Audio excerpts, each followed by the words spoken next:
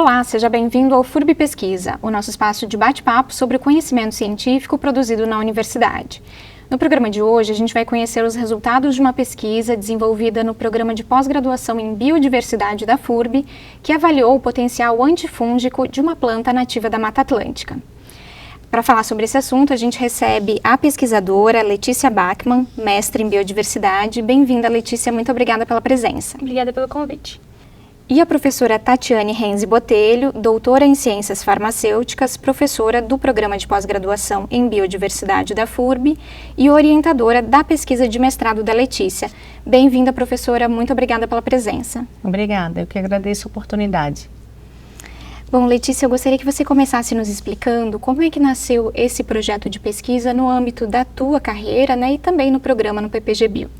Então, eu sou biomédica, microbiologista, né? Então eu trabalhei, né, por muito tempo em laboratórios, hospitais, e ali a gente sempre vê, né, na nossa rotina uma crescente, né, dessa incidência de infecções causadas por fungos e por bactérias, né, e também infecções causadas por micro-organismos que são resistentes aos antifúngicos e aos antibióticos que a gente tem disponível para o tratamento.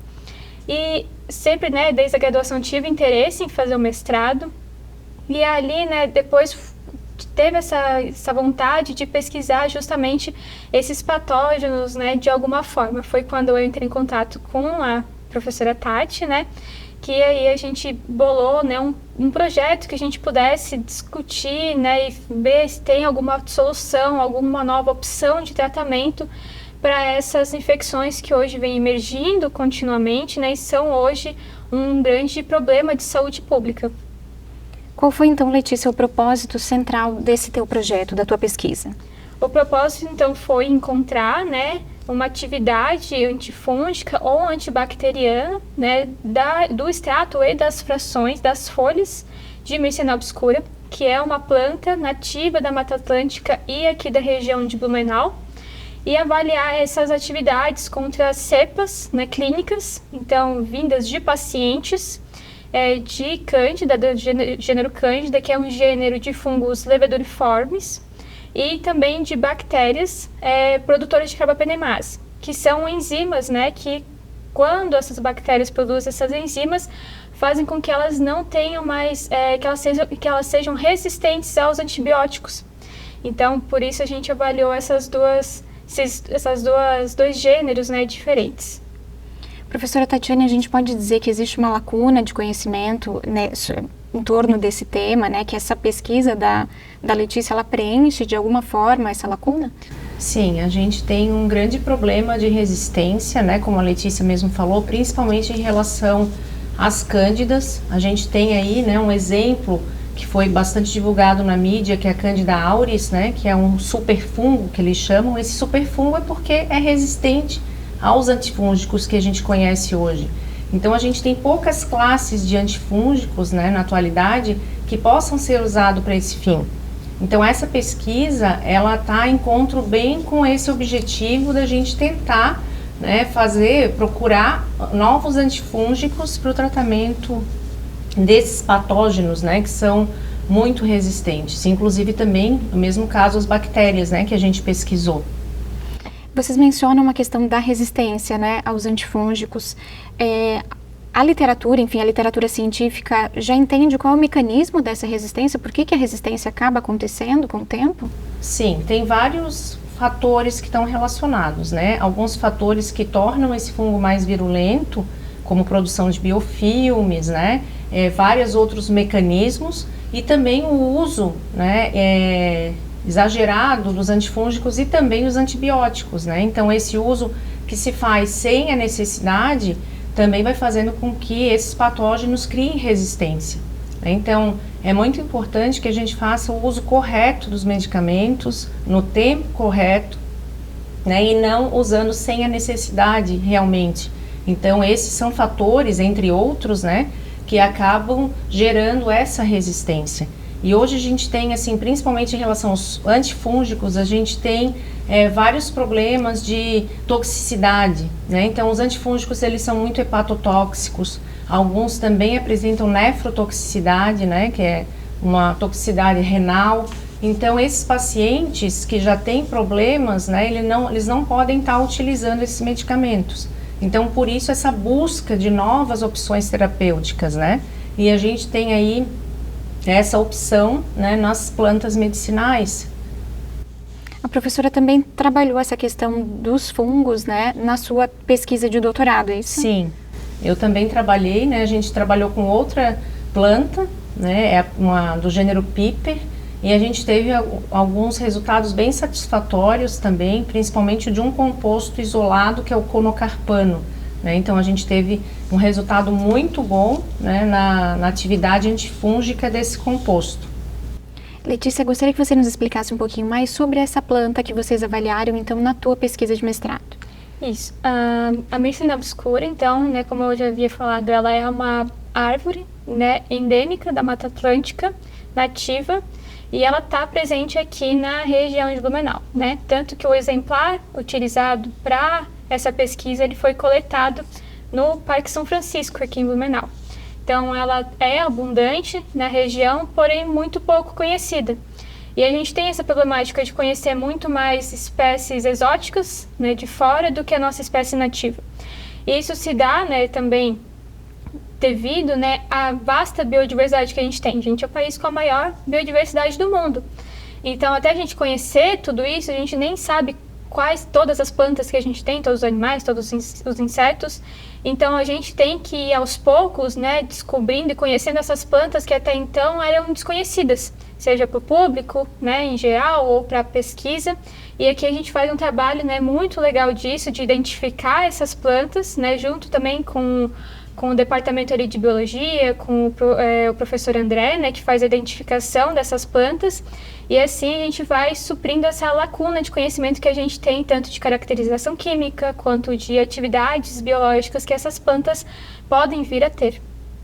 Existe alguma razão específica para vocês terem adotado essa planta como objeto de estudo? Então, como eu falei, ela é uma planta, né, muito abundante aqui na região, e ela é do gênero Mircea. No gênero Mircea, a gente já tem muitos relatos na literatura de diversas atividades biológicas, então atividade antioxidante, atividade anti-inflamatória, atividade cicatrizante, né, diversas aplicações diferentes, até mesmo atividades antifúngicas e antibacterianas. Por isso, então, a gente, né, faz como se fosse meio que uma peneira, né? Então, a gente vai ver o que tem na literatura, né? Se aquela planta pode ter aquele potencial ou não, né? Então, essas plantas do gênero Mircea, né, elas são muito ricas em compostos fenólicos, e esses compostos fenólicos, eles estão atribuídos a diversas, né, atividades biológicas e resultados diferentes. Por isso que a gente vai explorando, né, tanto do gênero Mircea quanto de outros gêneros da família Myrtaceae.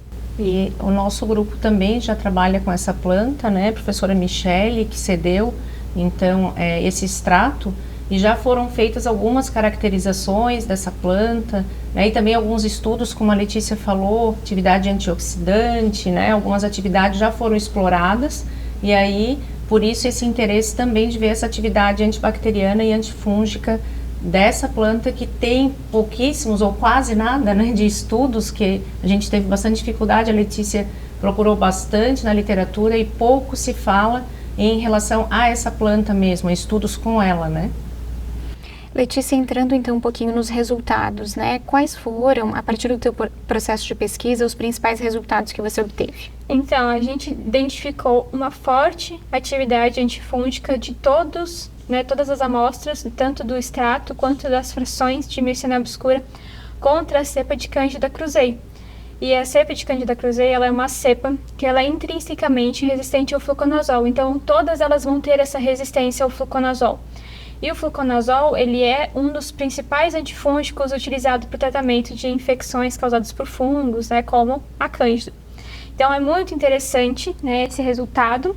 E, além disso, né, a gente vê, né, a crescente demanda, né, de cada vez mais procurar medicamentos e opções de tratamentos que sejam específicas para um único fungo, né, uma única bactéria, né, porque a gente também não tem uma perturbação, por exemplo, da nossa microbiota, né, do corpo. Além disso, também a gente fez a identificação de mecanismos de ação. Então, a gente identificou que há uma possibilidade dessa planta ela agir tanto na membrana celular do fungo quanto na parede celular, o que é muito legal porque a gente há uma combinação de mecanismos de ação, né? Claro, tem que ser mais investigado a nível molecular para entender exatamente como que age, né, nessas partes, né, da célula fúngica, mas que é algo muito legal realmente de perceber, porque muitas vezes a toxicidade dos antifúngicos está ligada à ação na membrana deles, né, pela similaridade da célula fúngica com a célula humana. Então, quando a gente tem essa combinação, né, pode ser que haja uma diminuição da toxicidade também. Além disso, a gente também fez o teste, né, da avaliação da atividade dessas amostras sobre o biofilme dessa mesma cepa de Candida krusei, onde todas as amostras em todas as concentrações tiveram uma redução do biofilme, né, em relação à formação dele íntegro, em até 60,2%, o que é muito positivo, né, principalmente pensando que essa é uma das cepas que mais está relacionada à mortalidade quando, né, uma infecção causada, né, por Candida krusei é formadora de biofilme. Eu acho que é interessante a gente explicar essa ideia, esse conceito, né? O que é esse biofilme, Letícia? O biofilme, ele é como se fosse um mecanismo de proteção da célula, né? Ele é formado tanto por células fúngicas quanto por células bacterianas. E ele principalmente tem um mecanismo de se proteger da ação de antibióticos e antifúngicos, porque ele forma, como o próprio nome diz, um filme. Então, as células, né, viáveis, que têm capacidade de se multiplicar, elas ficam ali protegidas por esse filme. E o antibiótico, o antifúngico, ele não consegue penetrar, né, ali naquele biofilme, né, fazendo, então, a eliminação dessas células. Além disso, né, esse biofilme também tem um papel muito importante na defesa, né, na proteção da célula contra as defesas do hospedeiro. Porque, por exemplo, um macrófago, né, que é uma célula de defesa, ele não vai conseguir fagocitar, não vai conseguir, né, eliminar aquela célula, porque o biofilme ele é muito maior do que uma única célula fúngica, né? E esse biofilme ele é tão importante, né? E por que a gente estuda ele? Porque ele está muito presente, né, em infecções, né, hospitalares. Então, infecções, por exemplo, numa superfície hospitalar, em dispositivos como catéteres e sondas, e até mesmo, né, formando biofilme nas próprias células. Então, por isso é muito legal a gente fazer esse estudo. Professora, qual que é a sua avaliação em relação à relevância dos resultados obtidos pela Letícia? Então, eu acho que os resultados da Letícia foram resultados satisfatórios, muito satisfatórios, principalmente, né, em relação à Candida krusei, né? Como a Letícia falou, é uma cândida que tem uma grande capacidade de biofilme, né, de fazer esse biofilme, e também pela resistência ao fluconazol, que é um dos principais antifúngicos, né? Então a gente conseguiu um ótimo resultado em uma das frações, né? A gente conseguiu, e as outras também tiveram, né? Mais ainda de uma fração, onde a gente consegue então ter a eliminação também desses biofilmes, né? Então isso é muito importante, principalmente para uma cepa que já tem poucos estudos. A gente também avaliou, né, a bibliografia, a gente tem poucos estudos com a Candida krusei, muitos com a Candida albicans, né, e outras espécies, principalmente a albicans, mas poucos estudos com a Candida krusei.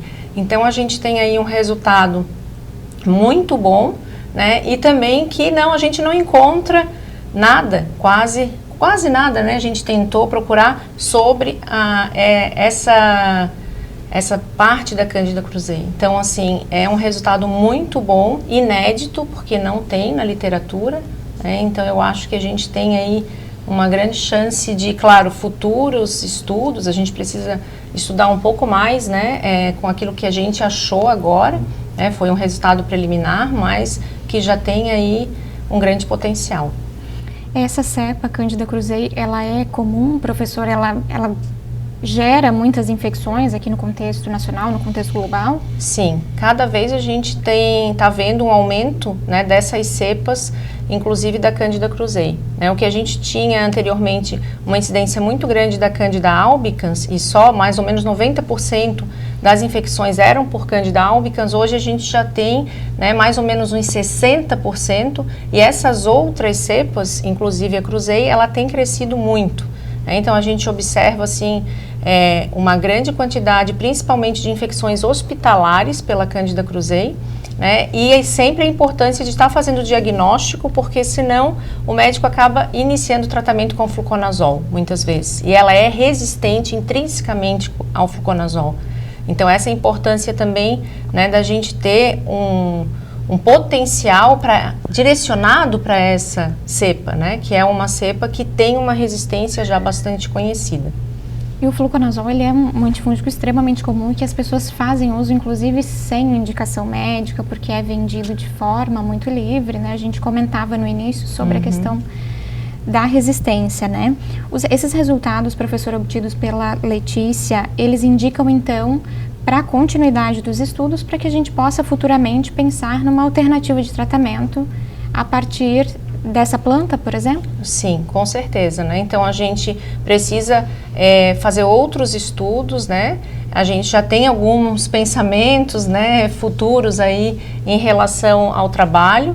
Então, a gente precisa realmente estar pesquisando outros fatores que a gente ainda não pesquisou, né? Mas a gente também já tem feito por uma outra colega, né, mestranda, também a parte de toxicidade, que é um estudo muito importante que a gente precisa, porque a gente só pode avançar, né, se a gente tem um produto que é seguro, né? Então, a gente já tem alguns estudos de toxicidade também dessa planta, mas a gente precisa aprofundar ainda mais, né? Mas a gente já vê um potencial, né, em relação à Mycena obscura.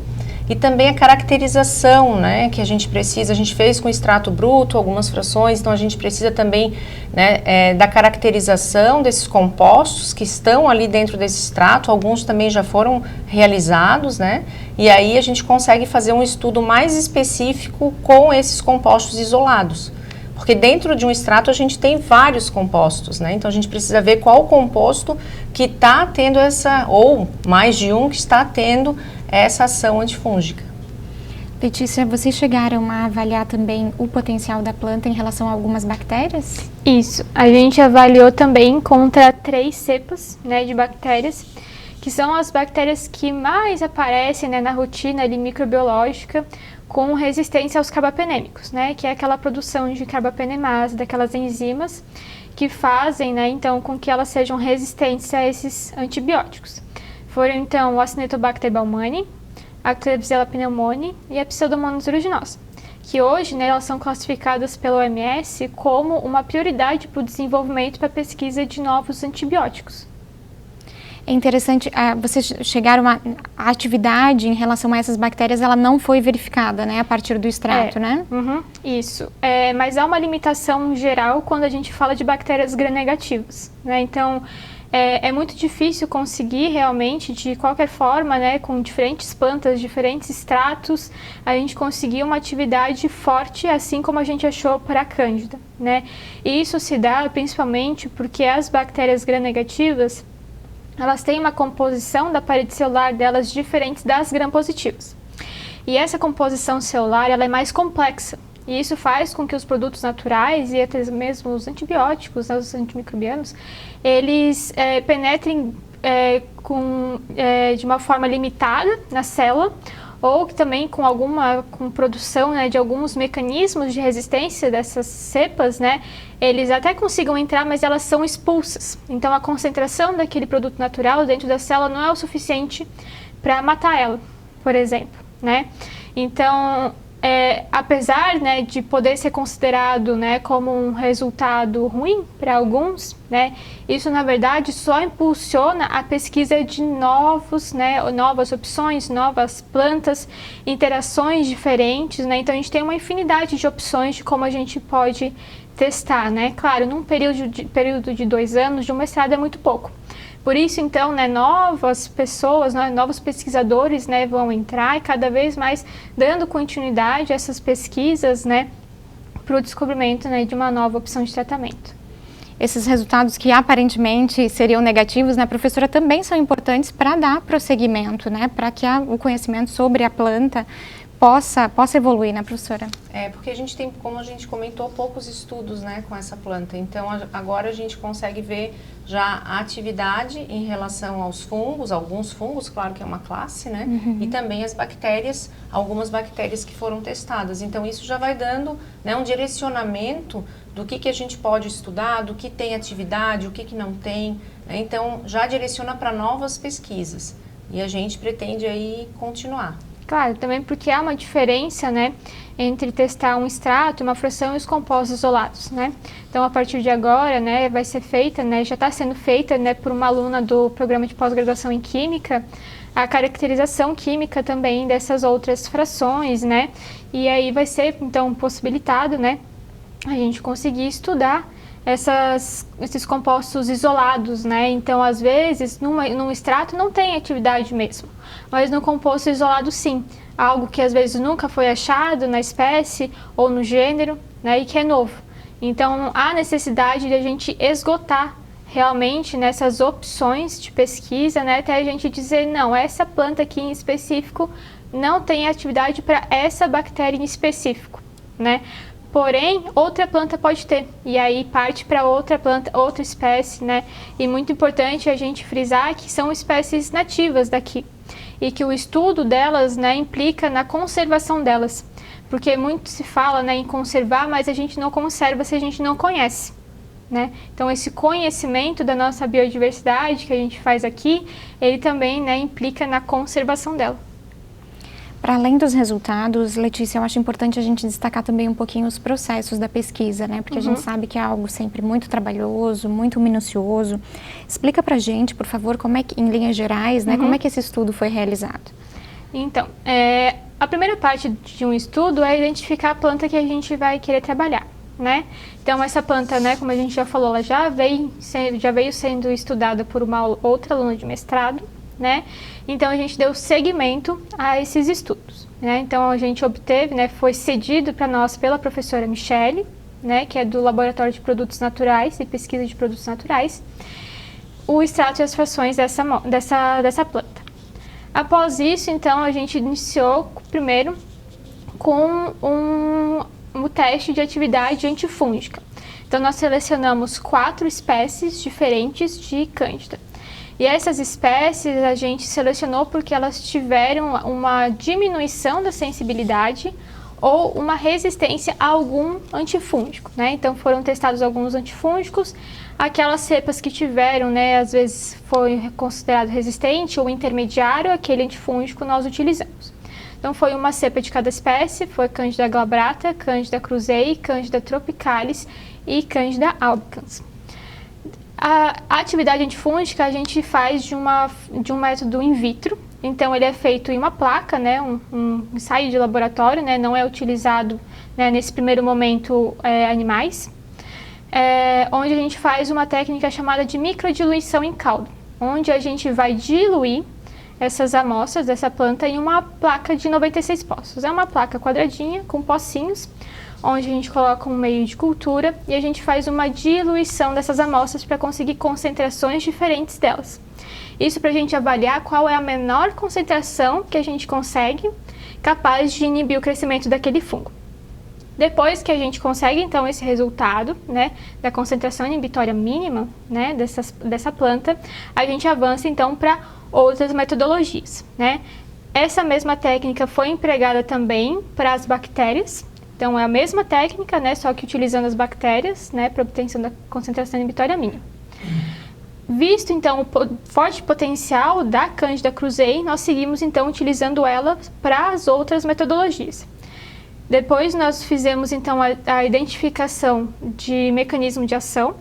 Então, fizemos 2 testes, um para avaliar se aquelas amostras elas atuavam na parede celular fúngica e um para membrana fúngica.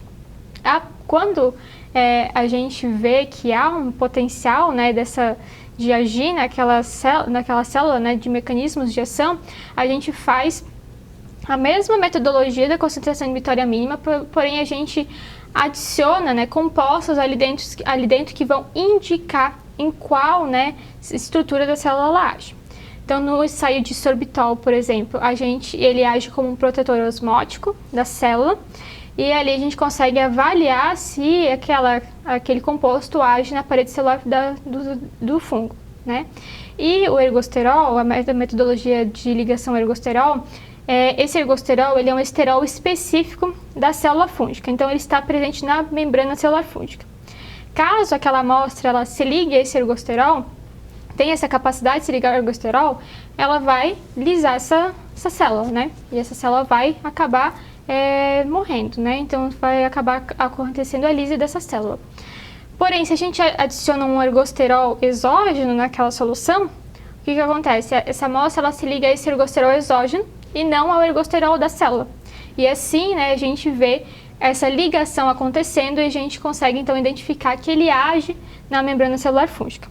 Então, feita a identificação dos mecanismos de ação, depois a gente fez a identificação da produção do biofilme. Então, a gente viu que essa cepa ela realmente produz um biofilme. E depois a gente foi feita então a técnica de identificação se as amostras elas agem sobre esse biofilme. Porque ele poderia ter toda essa atividade e não agir no biofilme. O que tudo bem também, porque cada planta, cada composto pode agir de uma forma diferente na célula. E no biofilme, então, a gente forma o biofilme, porque o biofilme ele é o quê? Ele é um filme, ele é como se fosse uma película. Então, em uma placa de uma placa de 96 poços, né, de plástico, quando a gente coloca as células ali para sofrer essa adesão no plástico, ele forma realmente um filme. E isso a gente consegue quantificar. A gente consegue corar esse biofilme e consegue quantificar ele. Aí a gente quantifica ele originalmente, né, sem a adição da planta, e depois a gente coloca uma diluição, né, de concentrações diferentes da planta ali em cima. E se a gente vê que há uma diferença, né, daquele biofilme, se aquele biofilme está prejudicado quando em contato com a planta, aí a gente fala que tem uma atividade antibiofilme, que foi o caso de Mycena obscura. Professora, quais seriam então os próximos passos para avançar no conhecimento em relação à atividade dessa planta, no potencial antifúngico dessa planta, especificamente? Então, a gente tem a ideia de continuar, principalmente na verificação desse mecanismo de ação. A gente precisa elucidar melhor esse mecanismo de ação. O interessante também é o que a Letícia falou das cepas clínicas, né? Então, esse estudo ele já tem um potencial maior só por a gente ter estudado cepas clínicas, porque essas cepas são cepas que vieram de pacientes, né? Então, pacientes que já carregam alguns fatores externos, né? Então, a gente muitas vezes trabalha com cepas conhecidas, cepas que a gente chama TCC, né? Então, aqui a gente trabalhou com cepas oriundas de pacientes e cepas que já apresentaram resistência, né? Que a gente já fez um estudo anterior dessas cepas e escolheu aquelas mais resistentes. Então, isso evidencia ainda mais os resultados que a gente teve. Então, a gente precisa, sim, complementar, né, talvez mais também efeitos de toxicidade, né, outros estudos de toxicidade, apesar que já foi feito mas tem vários outros estudos que a gente pode complementar também, né? Então, tem várias outras opções que a gente vai fazer para elucidar ainda melhor, né, essa atividade tão importante que a gente teve em relação à Candida krusei. Bom, no programa de hoje nós conversamos com a pesquisadora Letícia Bachmann, que é mestre em biodiversidade. Muito obrigada, Letícia, pela presença. Obrigada pelo convite. E também com a professora Tatiane Renzi Botelho, que é doutora em ciências farmacêuticas e professora do programa de pós-graduação em biodiversidade da FURB, foi orientadora da Letícia nessa pesquisa. Muito obrigada, professora, pela presença. Obrigada. A gente agradece também a você pela sua companhia e te convida a acompanhar as próximas edições do FURB Pesquisa, toda sexta-feira no canal da FURB no YouTube. O programa de hoje termina aqui. Até a próxima!